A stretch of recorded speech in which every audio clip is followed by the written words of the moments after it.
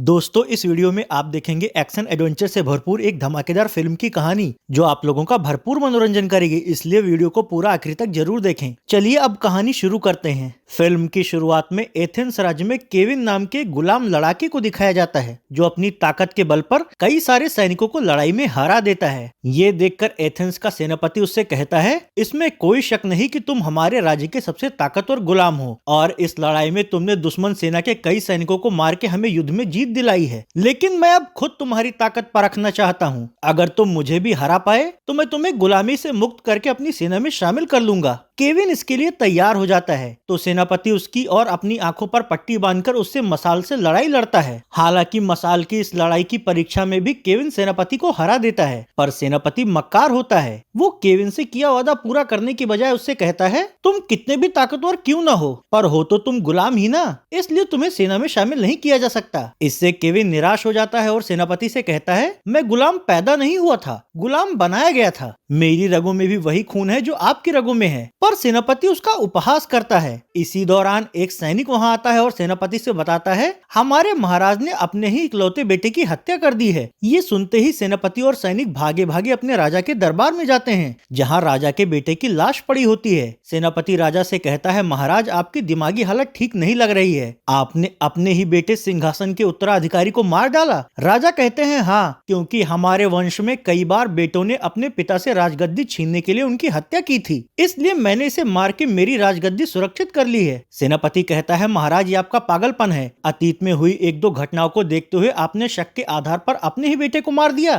तो पागल राजा उसे नीचे ढकेलते हुए कहता है, हाँ, मैं किसी को भी अपनी राजगद्दी के लिए खतरा नहीं बनने दूंगा। इसी दौरान केविन भी वहां आ जाता है और सेनापति पर हाथ उठा रहे राजा का हाथ पकड़कर उनसे कहता है, महाराज राजकुमार की हत्या करना और फिर सेनापति पर हाथ उठाना, इससे राज्य में गलत संदेश जाएगा। इससे पागल राजा और भी भड़क जाता है और केविन पर तलवार से हमला करते हुए कहता है, दो कौड़ी के गुलाम, तुम्हारी हिम्मत कैसे हुई मेरा हाथ पकड़ने और मुझे उपदेश देने की। तो केविन खुद को राजा की तलवार से बचाने के लिए इधर से उधर भागने लगता है, पर फिर भी राजा को रुकते हुए न देखकर केविन तलवार उठाकर राजा से लड़ने लगता है। इस दौरान राजा धोखे से उसके पेट में तलवार घुसाकर उसे मारने की कोशिश करते हैं, पर केविन बड़ी ही फुर्ती से नीचे बैठकर उल्टा उनके ही पेट में तलवार घुसा देता है, जिससे कि राजा मरने की हालत में पहुंच जाते हैं। लेकिन अब क्योंकि राजा ने अपने बेटे को मारकर अपराध किया था और वो अपने ही राज्य के लिए खतरा बन गए थे, इसलिए केविन पर इसका दोष नहीं लगता। वहीं राजा को मरने की हालत में देखकर सेनापति और राजा के कुछ रिश्तेदार मुकुट लेकर आपस में राजा बनने के लिए लड़ने लगते हैं। ये देखकर राजा अपना मुकुट खुद केविन के हाथ में देकर कहता है, इन सब में सिर्फ केविन ही राजा बनने के योग्य है। ये कहकर वो मर जाता है। तो अब राजा के निर्णय के मुताबिक केविन को राजा घोषित कर दिया जाता है। हालांकि एक गुलाम को राजा बनाया जाना दरबार के कुछ लोगों को अच्छा नहीं लगता, पर वो लोग ऊपरी तौर पर ही जाहिर करने से बचते हैं।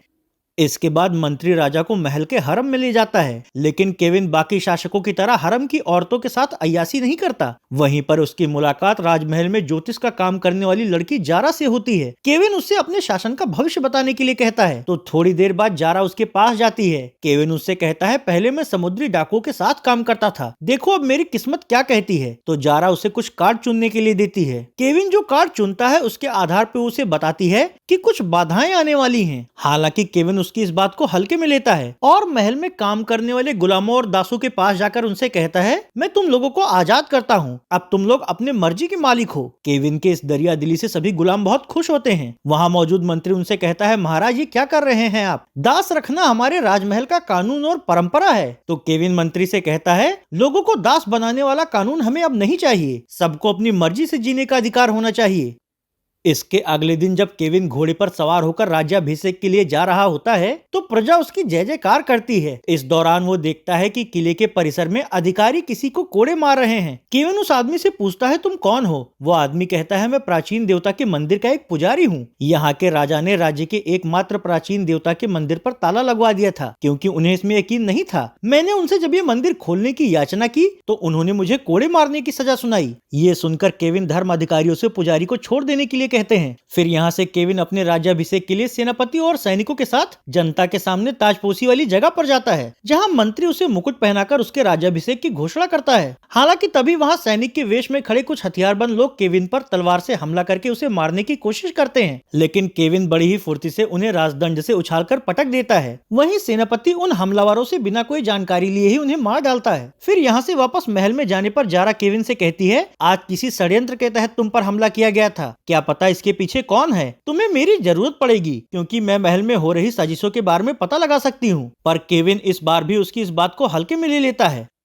अगले सीन में महल के गेट के पास सेनापति को बाहर से आए अपने दो लोगों से मिलते हुए दिखाया जाता है, जहां वो उन दोनों से कहता है, मेरी योजना के मुताबिक तुम दोनों ने जिसे केविन को मारने भेजा था वो केविन से हार गए। उनके मुंह से हमारा राज ना खुलने पाए, इसीलिए मुझे उन्हें मारना पड़ा। पर मुझे किसी भी हाल में राजगद्दी चाहिए, इसलिए अब मुझे केविन को मारने के लिए कोई दूसरा रास्ता खोजना पड़ेगा। उसी वक्त वहाँ झुलसे हुए चेहरे के साथ एक तांत्रिक और उसका पशु सेवक आता है। सेनापति उससे कहते हैं, तुम यहाँ क्यों आए हो? तुम्हें तो यहाँ से भगा दिया गया था। तांत्रिक कहता है, मैं इस नए राजा को हटाने में तुम्हारी मदद कर सकता हूँ, क्योंकि इसे मारना इतना आसान नहीं है। तो सेनापति उसके साथ मिल जाता है।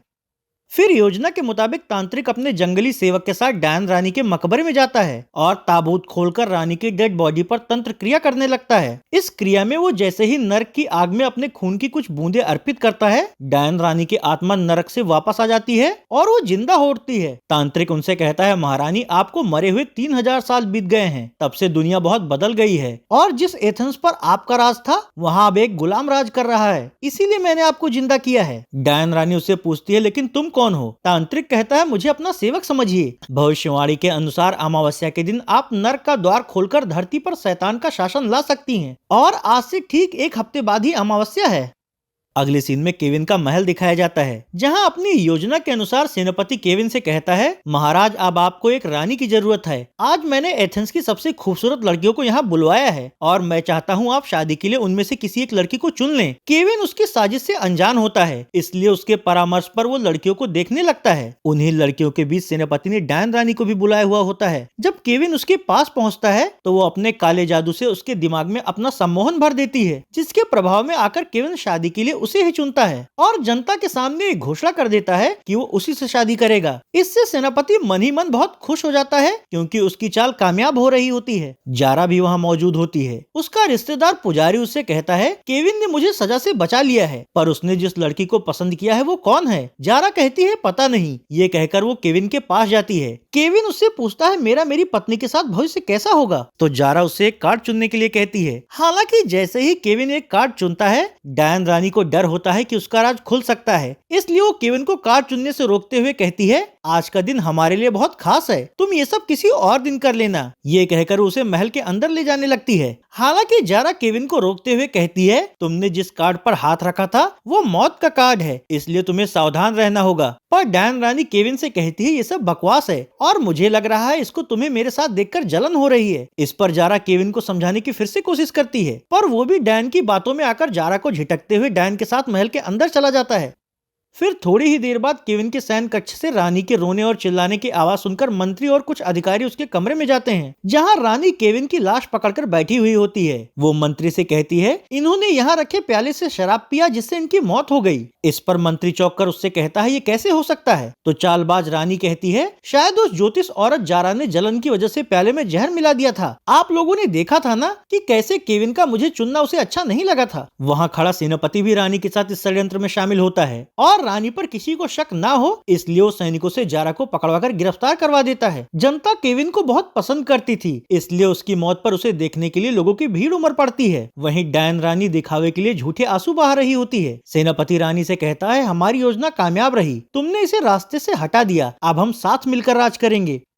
अगले सीन में तांत्रिक का अड्डा दिखाया जाता है, जहां केविन को बांधा गया होता है। तांत्रिक एक गरम सरिया से उसे तड़पाने जाता है, लेकिन तभी डायन रानी वहां आकर उसे रोक देती है और उसका हाथ जलाकर उससे कहती है, कुछ देर के लिए यहाँ से बाहर जाओ। तांत्रिक के हटने के बाद केविन डायन से कहता है, तुम कोई चुड़ैल हो, आखिर तुम मुझसे चाहती क्या हो? डायन कहती है, पहले मेरा इरादा तुम्हें मारने का था, फिर मुझे ख्याल आया राज करने के लिए मुझे एक ताकतवर मर्द चाहिए, इसलिए मैंने सिर्फ तुम्हें वहाँ बेहोश किया था और फिर तुम्हें यहाँ भिजवाकर वहाँ मैंने एक दूसरे आदमी आदमी की लाश लिटा दी और उसके मुंह पर एक मुखौटा लगा दिया ताकि सबको लगे कि वो तुम्हारी ही लाश है। हालांकि अगर तुम मेरे साथ मिल जाओ तो मैं तुम्हें अमर बना दूंगी और हम दोनों एक साथ मिलकर दुनिया पर राज करेंगे। उसकी ये बात सुनकर केविन उससे कहता है, तुम जैसे चुड़ैल का साथ देने से बेहतर मर जाना है। इससे भड़ककर डैन जंगली सेवक से कहती है, मैं जा रही हूँ, इसे तड़पाकर मार डालो। तो अब रानी के जाते ही जैसे ही पशु मानव केविन को मारने उसके करीब जाता है, वैसे ही केविन अपने हाथ की जंजीर उसके जबड़े में लगा देता है। इससे जंजीर टूट जाती है और केविन पशु मानव से भिड़ जाता है। पर पशु मानव बहुत ताकतवर होता है और वो केविन पर भारी पड़ने लगता है। हालांकि केविन किसी तरह खुद को उससे बचाते हुए अपने हाथ की जंजीरों से उसे जकड़ लेता है और फिर उसे एक पिंजरे में बंद कर वहां से भाग निकलता है।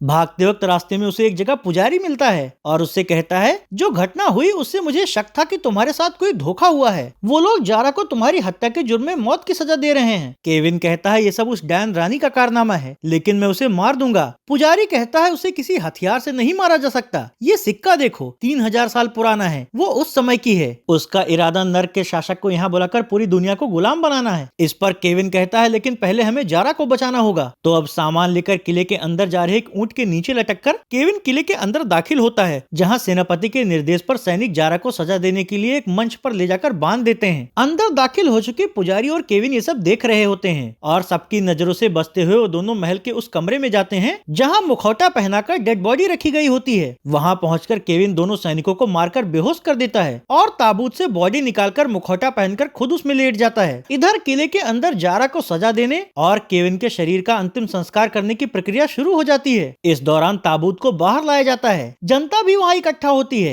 हालांकि अब इससे पहले कि धर्माधिकारी जारा के शरीर में आग लगाकर उसे जला पाते, ताबूत के अंदर मुखौटा पहना हुआ केविन उठ खड़ा होता है और जारा को जलाने जा रहे लोगों को मारने लगता है। ताबूत के शरीर से निकलने की वजह से लोग दहशत में आ जाते हैं और वहाँ अफरा तफरी मच जाती है। ये सब देखकर सेनापति सैनिकों से कहता है, वो जो कोई भी उसे पकड़ लो। पर केविन अपना मुखौटा नहीं उतारता और सैनिकों से लड़ने लगता है। घबराया हुआ सेनापति डैन से पूछता है, आखिर वो है कौन? डैन कहती है, केविन। तो सेनापति चौंक कर उससे कहता है, तुमने तो मुझसे कहा था कि तुमने उसे मार डाला है, फिर आखिर वो जिंदा कैसे बच गया? इस पर डैन उसे कोई जवाब नहीं देती। वहीं पुजारी और केविन सैनिकों से लड़ते हुए जारा के बंधन खोलकर पहले तो उसे आजाद कर देते हैं और फिर अफरा तफरी का फायदा उठाकर वहां से भागकर महल के गुप्त दरवाजे की ओर जाने लगते हैं। तो सेनापति उन्हें पकड़ने के लिए सैनिकों को उनके पीछे भेजता है, लेकिन केविन उनके हाथ नहीं आता और बहादुरी से लड़ते हुए उनमें से कई सैनिकों को मार गिराता है। अब उसे काबू में न आते देखकर सेनापति खुद तलवार लेकर उसके सामने जाता है तो केविन उसके सामने अपना मुखौटा उतार देता है। इस पर सेनापति उससे कहता है, जनता को यही लगता है कि तुम मर चुके हो, इसलिए मैं तुम्हें यहाँ से जिंदा बाहर नहीं निकलने दूंगा। सेनापति की इस बात से केविन समझ जाता है कि इस षड्यंत्र का कर्ता धर्ता ये सेनापति ही है, इसलिए वो तलवार लेकर उसे मारने के लिए भिड़ जाता है। सेनापति भी उसे हर हाल में मारना चाहता है, लेकिन इस लड़ाई के दौरान ही जारा सेनापति के सिर पर हेलमेट मारकर उसे बेहोश कर देती है। ये देखकर सेनापति के कुछ चाटुकार सैनिक उन्हें पकड़ने के लिए आगे बढ़ते हैं, पर पुजारी और केविन मिलकर उन्हें तलवार और जलती हुई मशालों से पीट पीट कर अधमरा कर देते हैं और बाकी के सैनिकों के वहां पहुंचने से पहले ही गुप्त रास्ते के जरिए महल से बाहर निकलकर भागने लगते हैं। उधर वो लोग घोड़े पर सवार होकर महल से भाग रहे होते हैं और इधर महल में होश में आने पर सेनापति रानी से कहता है, ये सब तुम्हारी गलती से हुआ है, तुमने उसे जिंदा छोड़कर मुझे धोखा दिया है। रानी कहती है, जो हुआ सो हुआ, उसे ढूंढकर मार डालो और फिर हम दोनों मिलकर एक साथ राज करेंगे। सेनापति डैन से नाराज होता है, पर उसकी शक्तियों के डर से वो उससे विवाद नहीं करता और मन ही मन सोचता है कि केविन को मारने के बाद वो उसका भी खेल खत्म कर देगा।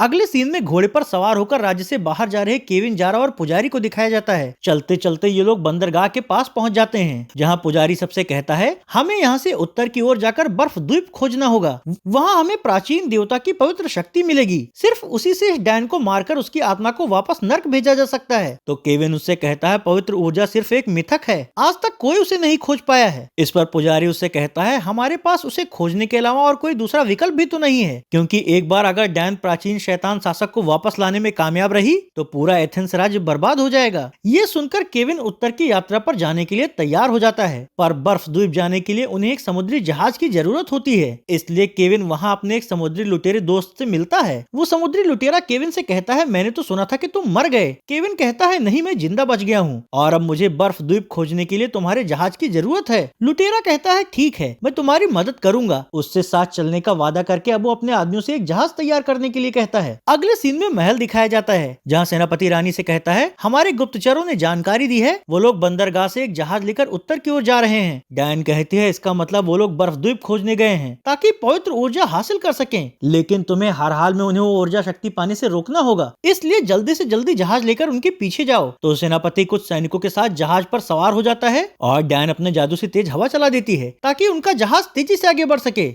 दूसरी ओर केविन और उसके साथी भी समुद्री डाकुओं के साथ उत्तर की ओर बढ़ रहे होते हैं। रात होने पर केविन का दोस्त डाकू केविन और उसके साथियों को खाने पीने की चीजें देता है। हालांकि उसे खाते ही तीनों बेहोश हो जाते हैं और फिर सुबह जब केविन की आंख खुलती है तो वो खुद को रस्सी से बंधा हुआ पाता है। वो तलवार लेकर खड़े अपने डाकू दोस्त से पूछता है, ये सब क्या है और मेरे बाकी के दो साथी कहाँ हैं? तो डाकू उसका मजाक बनाते हुए कहता है, तुम्हें क्या लगता था मैं बेवजह ही अपने आदमी लेकर तुम्हारे साथ उत्तर की खतरनाक यात्रा पर निकलूंगा? उससे मुझे क्या मिलता? लेकिन जब मैं तुम्हें और तुम्हारे साथियों को तुम्हें ढूंढ रही एथेंस की रानी के हवाले करूंगा तो मुझे ढेर सारा इनाम देंगी। अपने साथी डाकू की इस गद्दारी से केविन का खून खौल उठता है। इसी दौरान डाकू के कहने पर उसके आदमी जारा का हाथ बांधकर उसे समुद्र में फेंक देते हैं। तो ये सब देख रहा केविन गुस्से में लकड़ी का वो पटरा उखाड़ देता है जिससे कि उसके हाथ बांधे गए होते हैं। इसके बाद वो पुजारी के हाथ भी खोल देता है और देखते ही देखते डाकू और उसके साथियों से लड़ने लगता है। वहीं जारा अब भी समुद्र में रस्सी के सहारे खुद को बचाने की कोशिश कर रही होती है, पर डाकुओं से लड़ने में उलझे हुए केविन को उसे बाहर निकालने का मौका नहीं मिल पाता। हालांकि कुछ देर की लड़ाई के बाद ही पुजारी और केविन कई डाकुओं को मार गिराते हैं और जारा भी रस्सी के सहारे वापस जहाज पर आ जाती है। जहाज पर कुछ गुलाम भी होते हैं जो केविन का साथ देते हैं और फिर वो सभी मिलकर सारे डाकुओं को जहाज से समुद्र में फेंक देते हैं।